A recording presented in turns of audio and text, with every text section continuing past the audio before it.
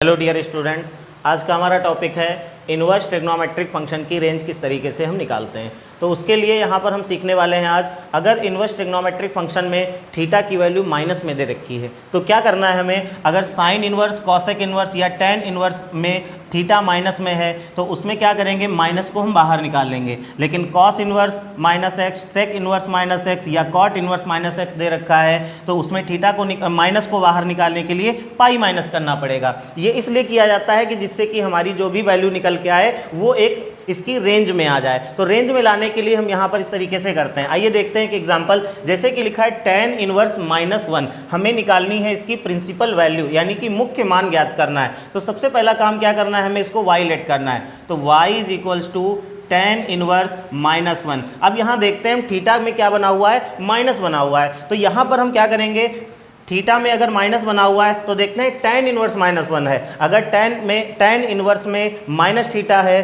तो उसको क्या करेंगे, माइनस को हम बाहर निकाल लेंगे तो जो कि हो जाएगा टेन इनवर्स प्लस वन। अब क्या करना है हमें, माइनस का टेन इनवर्स हम इसी तरीके से नोट करेंगे। इस वन की जगह पर हम कौन सी वैल्यू लिखेंगे, अगर बाहर टेन है तो अंदर हमें टेन में ही लिखना पड़ेगा, अगर बाहर कॉस है तो अंदर हमें कॉस में ही लिखना पड़ेगा। जैसे कि टेन इनवर्स वन लिखा हुआ है तो वन टेन की कितनी डिग्री की वैल्यू होती है, टेन पाई बाई 4 की वैल्यू। तो क्या करेंगे, y इज इक्वल्स टू, अब क्या करेंगे, टेन इनवर्स और टेन दोनों सेम है तो छोड़ देंगे, जो कि बाहर बना हुआ है माइनस और अंदर से थीटा बाहर आ जाएगा, जो कि आंसर हो जाएगा y is equals to minus pi by 4। हमें चेक करना है क्या ये प्रिंसिपल वैल्यू रेंज में है या नहीं। तो टेन की रेंज क्या होती है, माइनस पाई बाई 2 और प्लस पाई बाई 2 के बीच में। तो यहाँ पर हम देख रहे हैं कि y belongs to minus pi by 2 and plus pi by 2 के बीच में ही है, क्योंकि माइनस पाई बाई 4 होता है माइनस का 45 डिग्री और यहाँ पर माइनस 90 और प्लस 90 के बीच में ही वैल्यू हमारी आनी चाहिए, जो कि टेन इनवर्स एक्स की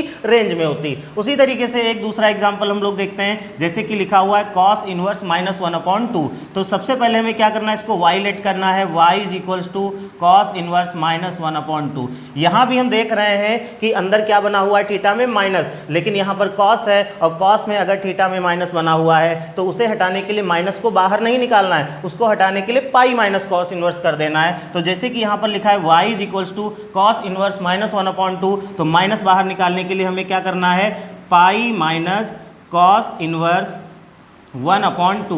यहाँ का माइनस क्या हुआ, गायब हो गया। देखिए ये इसीलिए किया जाता है, तो भी वैल्यू हमारी निकल कर आए वो इसी रेंज में ही आनी चाहिए, जिसको हम कहते हैं प्रिंसिपल वैल्यू यानी कि मुख्य मान। तो अब क्या करना है, y is equals to pi minus, और हमने अभी बताया था कि अगर बाहर कॉस है तो अंदर भी कॉस होना चाहिए। तो ये वन अपॉन टू कॉस में कितने डिग्री की वैल्यू होती है, ये होती है कॉस 60 डिग्री, 60 यानी कि पाई बाई 3 की वैल्यू होती है। अब क्या करना है हमें, y is equals to pi minus cos inverse cos, दोनों को छोड़ देंगे। जब दोनों ये सेम होते हैं तभी हम इस चीज़ को छोड़ सकते हैं, अन्यथा नहीं छोड़ सकते हैं। अब क्या निकलेगा बाहर, पाई बाई 3। अब हम दोनों का एलसीएम निकाल लेंगे, तो एलसीएम कितना आएगा हमारा, 3 बन जा 3 और 3 पाई माइनस पाई, यानी कि आ जाएगा 2 पाई बाई 3। अब ये जो भी हमारी वैल्यू निकल के आई है ये प्रिंसिपल वैल्यू निकल के आई है। यहाँ पर अगर चेक करना चाहें तो हम चेक कर सकते हैं टेन की रेंज क्या हो, यहाँ पर चेक करना चाहें तो चेक कर सकते हैं कॉस इनवर्स एक्स की रेंज क्या होती है, 0 से पाई तक, यानी कि 0 से